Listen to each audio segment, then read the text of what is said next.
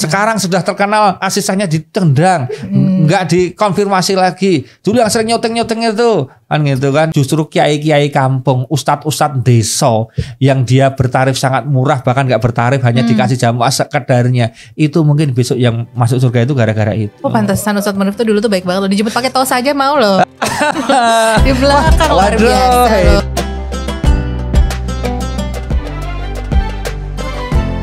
Assalamualaikum warahmatullahi wabarakatuh. Selamat sore Sobat Vertizon TV dimanapun Anda berada. Senang banget Dinita dan juga Ustadz Munif bisa menyapa teman-teman juga pastinya di Sharing is Caring. Kita ngobrol-ngobrol santai jelang berbuka puasa. Selamat sore Ustadz Munif. Sore. Apa kabar? Saya tadi teringat ini Sharing is Caring kelihatannya bisa dilanjutin nih nanti. Waduh, setelah ini. Tergantung ya MOU-nya hitam di atas putihnya ya Mas Andi. Ya ini mulai nih. Lah ini Ustadz ada gitu juga loh Mbak. Iya. Jadi ada ustadz tuh juga prosedural pakai hitam di atas putih gitu ada. Itu the point ya kita tuh ya. Ngobrol tuh harusnya tuh pakai prolog loh. Ini tuh baru opening loh aku. Loh, kita memang senang gitu ya, senang gitu kan itu. Tuh gitu deh, memancing keributan gitu ya. Iya betul. Memang begitu. Benar. Tapi ada yang baru deh. Apa? Ya. Ada yang baru nih layout kita nih ada. Cocok puding ya. Mohon maaf pronunciation-nya tolong dibenarkan. Oh ya benar gimana? Choco puding. Oh ini ownernya jadi saya tidak tahu. Yang tahu itu ownernya ini. Choco puding sarange gitu. Oh sarange. Bukan sarang burung walet ya Us ya. Ini bisa dipesan kalau sama teman-teman yang ada di Yogyakarta. Itu bisa langsung ke Grab, Shopee Food dan juga GoFood ya kan ya. Kapan lagi Vertizon TV 2 juta subscriber. Alhamdulillah ya Allah. Ramadan barokah. Nanti baik. Oke. Usah panjang-panjang Us. Karena waktu kita ngobrol-ngobrol kan cuma 10 menit. Tapi ya bisa dinaikin gak apa-apa. Bisa ya.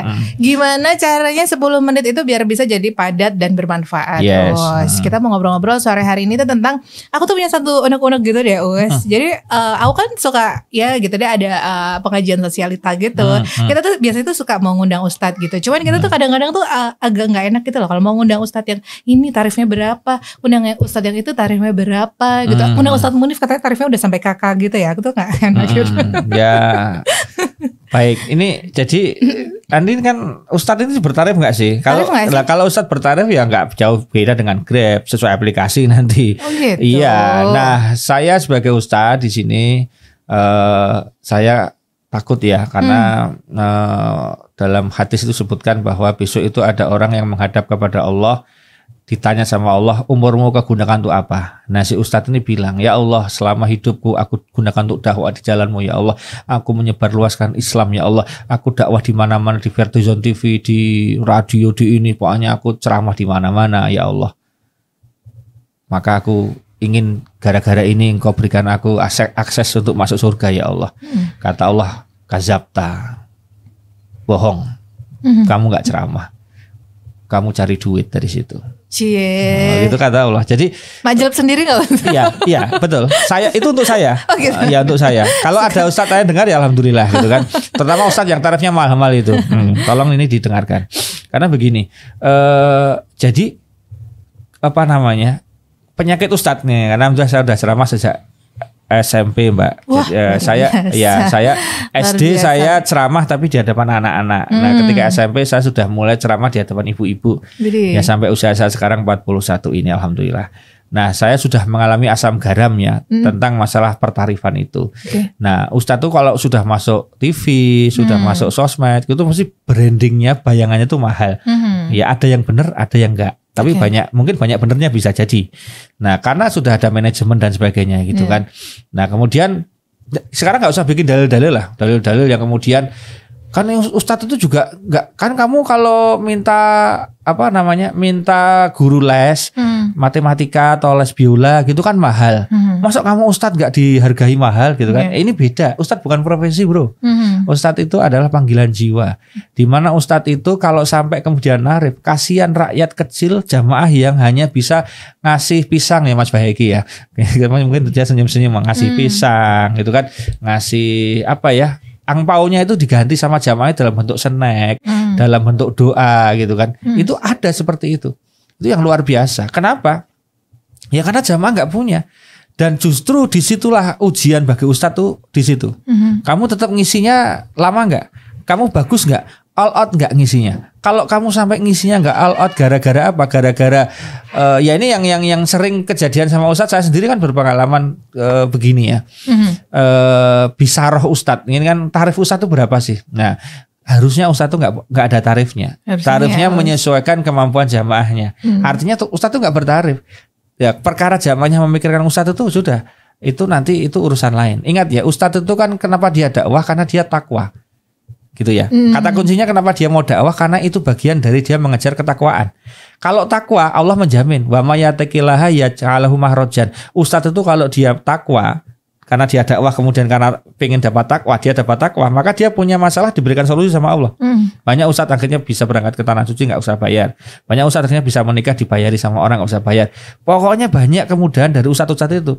Itu kan berarti jaminan Allah kan, karena ustadznya takwa, bukan money oriented gitu. Wa may yattaqillaha yaj'alhu makhrajan. Sapa sing takwa karo Gusti Allah akan diberikan solusi atas semua persoalannya. Yang kedua, min haitsu la wa yarzuqhu min haitsu la yahtasib, dan Allah akan memberikan rezeki dari jalan tidak sangka-sangka. Ini saya alami sering sekali, Mbak. Jadi kalau bicara tarif, harusnya bertarif nggak usah tutup, nggak. Kalau ada IO gimana? Nah, kalau ada IO itu IO lah ya kadang-kadang, tapi nggak semua ya. Kadang-kadang dalam hal ini IO itu kan sering boleh dikatakan meng-hire ustadz ya. Ini saya termasuk dilema kalau diundang sama IO itu, karena kadang-kadang kan ustadz berapa? Ketika kita nawar-nawaran, itu yang di persepsi kita ada itu akhirnya kita adalah bayaran. Nah ini bahaya. Hatinya jadi nggak lurus, niatnya jadi nggak lurus. Ini yang paling bahaya dan sensitif.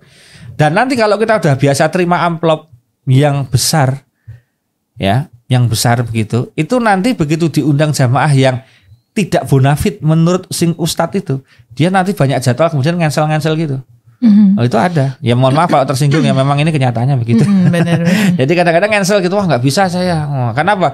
Karena wah ini paling ngasihnya cuma sekian gitu kan. Jadi ternyata ini dulu semua ustadz itu berawal dari nggak terkenal. Semua ustadz itu berawal dari apa? Pengajian kampungan. Nah termasuk saya. Maka saya itu kalau diundang ke pengajian tempat ibu-ibu pinggir kali Code itu saya malah seneng, kangen saya.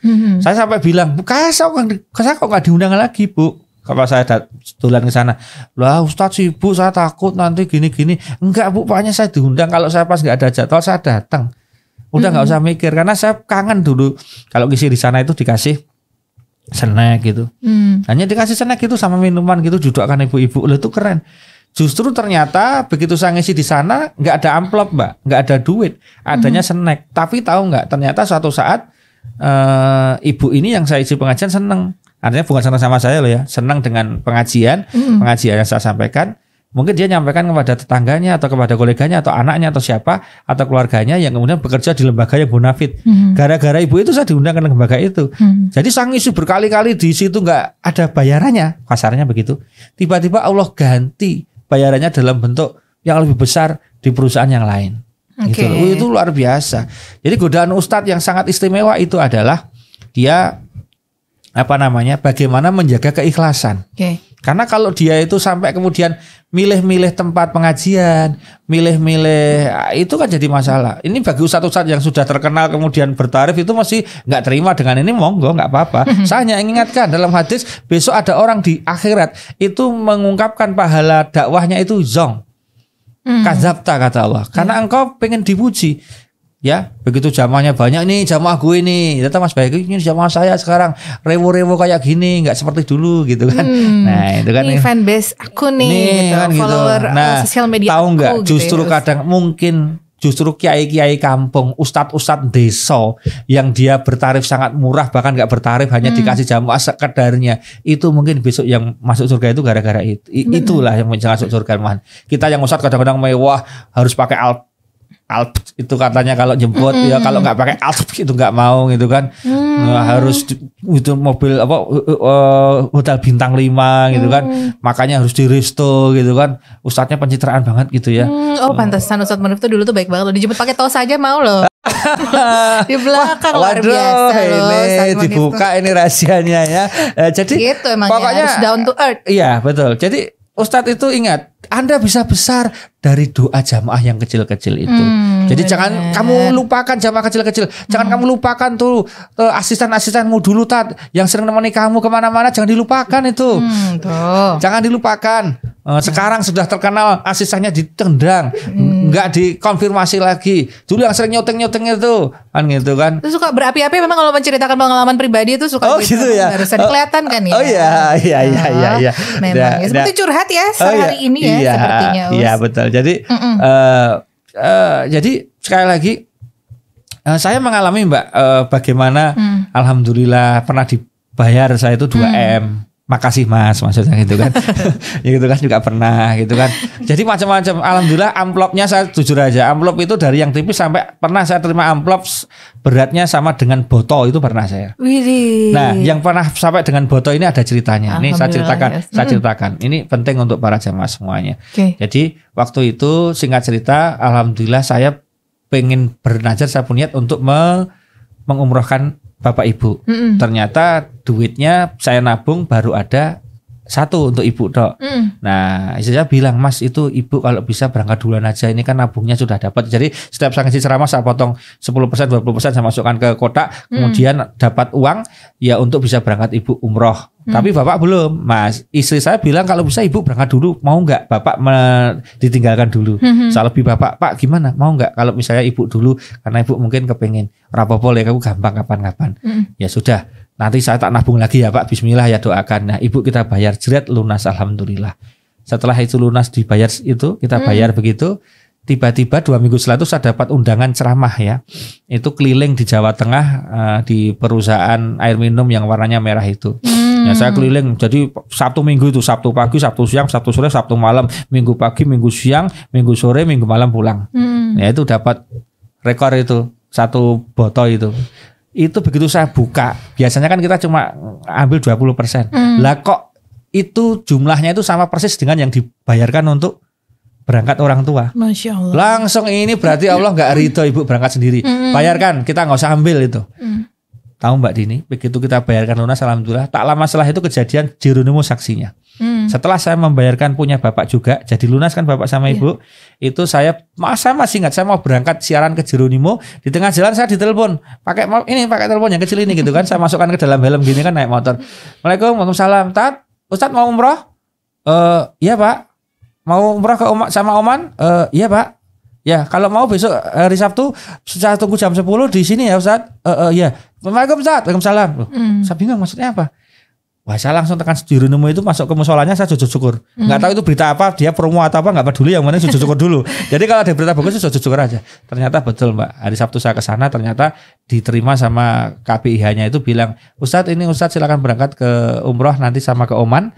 Nanti terus ini gimana Mbak? Saya minta paspornya aja Ustadz, semuanya dibayari sama Bapak yang telepon kemarin. Wah, sujud syukur. Masya Allah, buy one, luar biasa ya. Get 3. Get 2 ya, jadi beli 1 dapatnya 2 ya, beli 1 dapat 3 ya. Jadi saya alhamdulillah, dan saya malah berangkat duluan dibanding Bapak Ibu saya malahan. Jadi jadwal saya keberangkatan saya itu lebih duluan. Ternyata di sana pas sumur jam-jamnya itu sedang direnovasi, sehingga tawaf di bawah itu dibatasi. Kalau pas nggak waktunya nggak boleh. Makanya saya bisa ngasih info ke Bapak sama Ibu. Besok kalau ke sana tolong itu kalau agak meruput, karena dan kalau mau tawaf sunnah itu pakainya ikhram, jadi pakaian ikhram, jadi nggak boleh kalau enggak gitu kan. Ini malah jadi seakan-akan Allah kirim dulu biar menjadi tim pendahulu gitu ya. Itu Masya Allah.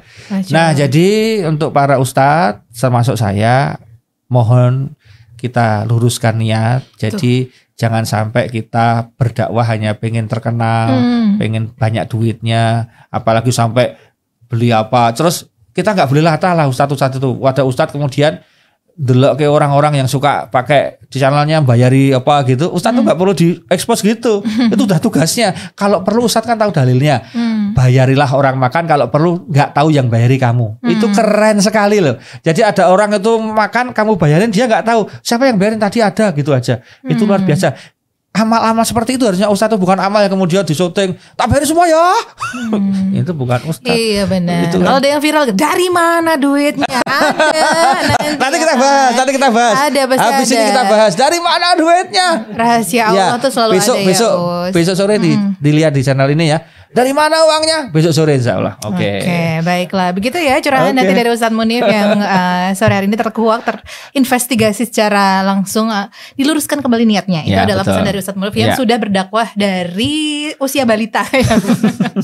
Dari SD tadi Uskay. Hildacil ya dulu ya itu. Iya, betul. Wah, luar biasa loh, dari tingkat RW kemudian sampai menasional. Amin ya rabbal alamin. Semoga bisa jadi rahmat buat orang banyak. Amin, bisa memberikan hidayah juga. Kadang-kadang kan hidayah nggak bisa tahu ya. Saya terus terang kalau ngisi seperti ini itu selalu kalau saya ceramah teringat sama Vertijon, Mas Andi maksudnya, karena dia selalu bilang bahwa ya biar jadi catatan di akhirat saja. Itu paling keren, itu angel kan ngono kuwi. Benar. Itu angel itu. Mau berangkat itu udah diluruskan gitu ya, jadi ya. Begitu ngisi pengajian, ya Allah semoga ini jadi barokah. Amin. Aku tidak tergelincir karena nanti diberi amplop banyak, jangan sampai aku kemudian ngisi di amplopnya kecil, nggak mau. Itu gitu saya. Benar. Baik, itu tadi bahasan obrolan kita sore hari ini di Sharing is Caring. Nanti kita ngobrol-ngobrol lagi ya Us ya, tentang sesuatu yang aktual mungkin yang lagi banyak diperbincangkan juga nanti ya, besok lagi kalau gitu kita ngobrol-ngobrol lagi. Kalau gitu Dinita dan juga Ustadz Munif pamit undur diri dulu. Jangan lupa untuk klik dan juga subscribe, like juga gitu kan Vertijon TV. Biar berapa Mas Andi? Berapa subscribernya? 1,22. OTW 2. Itu 2 ya kan ya. Siapa tahu nanti jadi diamond tuh yang di belakang tuh. Amin ya rabbal alamin. Kalau kita Dinita pamit undur diri, Ustadz Munif juga. Wassalamualaikum warahmatullahi wabarakatuh.